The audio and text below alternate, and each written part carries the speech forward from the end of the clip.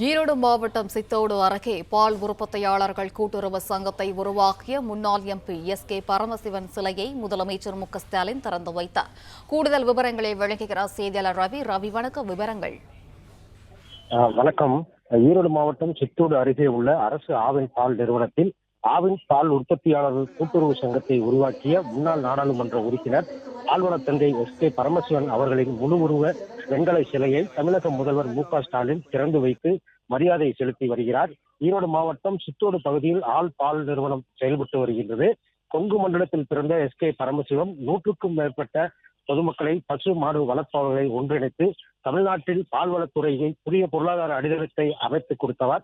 விவசாய குடும்பத்தில் வருமான உயர்வு, பால் விநியோகம், நவீனப்படுத்துதல், செயலாக்க மையம் போன்றவை உருவாக காரணமாக இருந்ததால் பால்வள தந்தை என்று எஸ்.கே. பரமசிவன் அழைக்கப்படுகிறார்.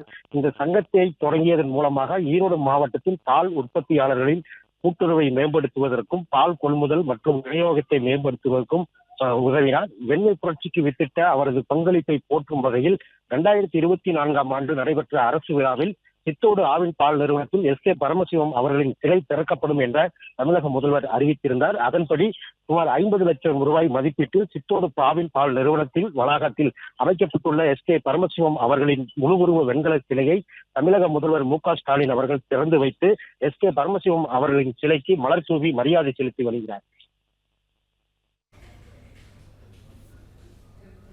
விவரங்களுக்கு நன்றி ரவி. பிளே ஸ்டோர் மற்றும் ஆப் ஸ்டோரில் இருந்து பாலிமர் செயலியை QR கோடு மூலம் பதிவிறக்கம் செய்யுங்கள். செய்திகளை உடனுக்குடன் பெறுங்கள்.